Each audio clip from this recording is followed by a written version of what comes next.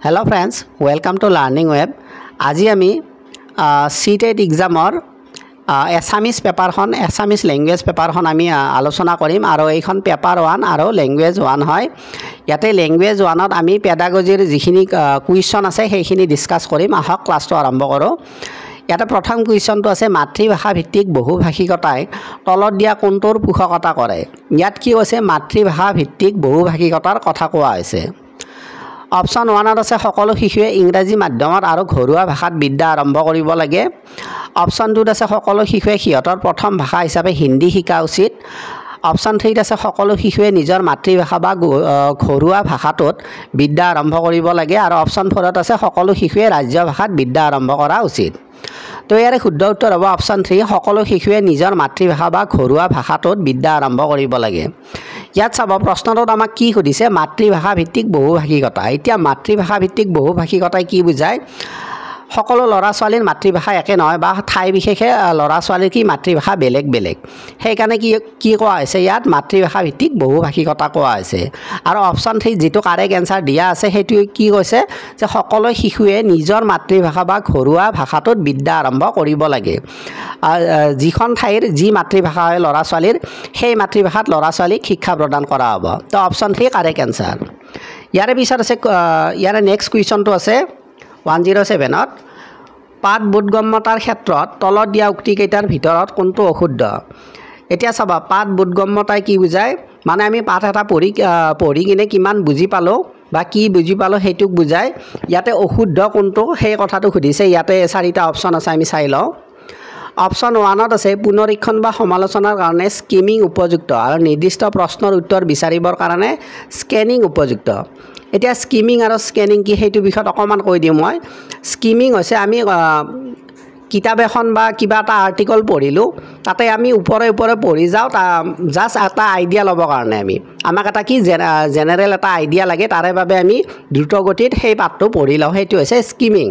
আৰু স্কেনিং হৈছে আমাক কিবা এটা নিৰ্দিষ্ট তথ্যৰ বাবে আমি কোনো এটা পাঠত সেই বস্তুটো বিচাৰোঁ যেনে কোনো এটা ডেট হ'ব পাৰে বা এটা বিশেষ বস্তুৰ নাম হ'ব পাৰে সেই বস্তুটোহে আমি বিচাৰিবৰ কাৰণে আমি সেই পাঠটো পঢ়োঁ বা তেনেকৈ দ্ৰুতগতিত আমি চাই যাওঁ সেইটো কি হ'ব স্কেনিং হ'ব।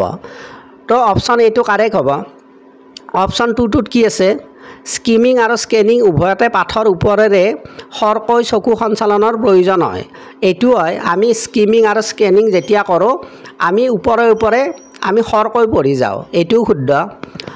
আৰু অপশন 3ত কি আছে সাৰ গ্ৰহণ বা স্কিমিং হৈছে খৰখেদাকৈ পঢ়া আৰু চকু ফুৰোৱা এইটো হয়। অন্যহাতে স্কেনিং হৈছে বিশেষ তথ্যৰ সন্ধান কৰা এইটো হয়।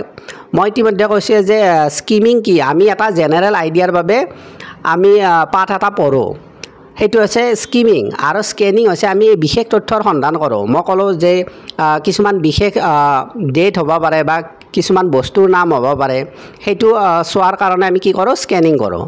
তাৰে পিছত অপশন 4ত আছে সাৰ গ্ৰহণ বা স্কিমিং হৈছে গভীৰ পঠন আৰু স্কেনিং হৈছে দ্ৰুত পঠন। এতিয়া চাওক সাৰ গ্ৰহণ বা স্কিমিং গভীৰ পঠন নহয় এইটো গভীৰ পঠন নহ'ব কাৰণ আমি ওপৰে পঢ়োঁ যেতিয়া আমি স্কিমিং কৰোঁ।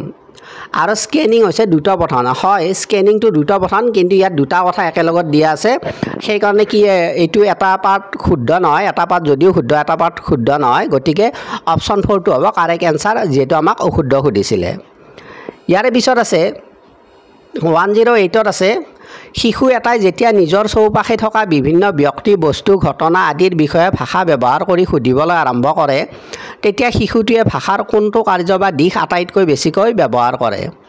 অপশন 1ত আছে তথ্যমূলক। অপশন 2ত আছে প্ৰয়াস প্ৰমাদ হিউৰিষ্টিক। অপশন 3ত আছে কল্পনা প্ৰৱণতা আৰু অপশন 4ত আছে নিয়মানুসৰি চলা গুণ। ইয়াৰ কাৰেক্ট এনসাৰ হ'ব অপশন 2 প্ৰয়াস প্ৰমাদ মানে হিউৰিষ্টিক। ল'ৰা ছোৱালীয়ে কি কৰে বা শিশুৱে কি কৰে যেতিয়া ভাষা এটা শিকিবলৈ আৰম্ভ কৰে আৰু সেই ভাষাটোত যেতিয়া কথা ক'বলৈ পৰা হয় সেই শিশুটোৱে কি কৰে তেতিয়া বিভিন্ন বস্তুৰ বিষয়ে ডাঙৰ কি কৰে সুধি থাকে সিহঁতে জানিব বিচাৰে সেইকাৰণে কি কোৱা হৈছে ইয়াক প্ৰয়াস প্ৰমাণ মানে সিহঁতে জানিবলৈ ইচ্ছা কৰে। তো অপশন 2 হ'ব কাৰেক্ট এনসাৰ। ইয়াৰে পিছত আছে 109ত আছে মানুহৰ ভাষাৰ কোনটো বৈশিষ্ট্যৰ কাৰণে মানুহে তাৎক্ষণিক স্থান বা কালত নথকাৰ বিষয়ৰ বিষয়ে কথা ক'ব বা পাতিব পাৰে। অপশ্যন 1ত আছে গঠন নিৰ্ভৰশীলতা, অপশ্যন 2ত আছে পৃথকতা, অপশ্যন 3ত আছে স্থানান্তৰণ আৰু অপশ্যন 4ত আছে যাদৃচ্ছিকতা। ইয়াৰে কাৰেক্ট এনসাৰ হ'ব অপশ্যন 3 স্থানান্তৰকৰণ ডিসপ্লেসমেন্ট। এইটো ভাষাৰ কি ডিসপ্লেসমেন্ট বা স্থানান্তৰকৰণৰ কাৰণে হয় এইটো, তো অপশ্যন 3 হ'ব কাৰেক্ট এনসাৰ। ইয়াৰে পিছত আছে কুৱেশ্যন নম্বৰ 110 ইয়াত কি আছে তলৰ কোনটো বোধ শক্তিৰ সৈতে পঢ়িব পৰাৰ দক্ষতাৰ পৰিচায়ক নহয়। ইয়াত কি কৈছে মানুহে কোনটো মানে বোধ শক্তিৰ সৈতে পঢ়িব পৰাৰ দক্ষতাৰ পৰিচায়ক নহয় সুধিছে। ইয়াত চাম আমি অপশ্যনত আছে ধাৰণা কিছুমান বা ঘটনা কিছুমান ক্ৰমত চিজিল কৰা, এইটোতো হয় আমি তেনেকৈ পঢ়িব লাগে বা তেনেকৈ বিষয় এটা চাব লাগে। তাৰে পিছত অপশ্যন 2ত আছে এতিয়ালৈকে পঢ়া পাঠটোৰ বা পাঠ চোৱাৰ মনৰ মাজতে সাৰাংশ কৰা, এইটোও হয় আমি মনৰ মাজতে এটা সাৰাংশ প্ৰস্তুত কৰি ল'ব পাৰোঁ পাঠ এটা পঢ়ি, এইটোও হয়। অপশ্যন 3ত আছে সুকীয়া আখৰ বা বৰ্ণমালাত একান্ত মনোযোগ দিয়া, এইটো নহ'ব কাৰণ তেনেকুৱা নহয় যে সুকীয়া এটা আখৰত বা বৰ্ণমালাত আমি গুৰুত্ব দিম বা মনোযোগ দিম তেতিয়া পাঠ এটাৰ আমি কি নহ'ব আমাৰ বোধ নহ'ব, আমি ভালদৰে বুজি নাপাম যিটো আমি ভালকৈ বুজিব লাগিছিল পাঠটো। তো তেনেকুৱা নহয় যে সুকীয়া বৰ্ণমালাতে গুৰুত্ব দিব লাগিব, এইটো নহয়। আৰু এইটো হ'ব কাৰেক্ট এনসাৰ কাৰণ পৰিচায়ক নহয় সুধিছিল। তথাপি আমি অপশ্যন 4টো চাই লওঁ, পৰৱৰ্তী বিষয়টোৰ অনুমান কৰা, এইটো কাৰেক্ট এনসাৰ মানে কাৰেক্ট হয়, এইটো পজিটিভ হয়। কাৰণ কিয় আমি যেতিয়া পাঠ এটা পঢ়ি থাকোঁ ইয়াৰ পৰৱৰ্তী পৰ্যায় কি হ'ব আমি মনতে এটা অনুমান কৰিব পাৰোঁ, এইটো হয়। গতিকে যিহেতু আমাক পৰিচায়ক নহয় সুধিছিল, নেগেটিভ সুধিছিল, অপশ্যন 3টো হ'ব কাৰেক্ট এনসাৰ। তো আজি 5টা কুৱেশ্যনে ডিছকাছ কৰিলোঁ, মই পিছত আকৌ নেক্সট পাৰ্টটো লৈ আনিম। আশা কৰিছোঁ আপোনালোকৰ ক্লাছটো ভাল লাগিছে।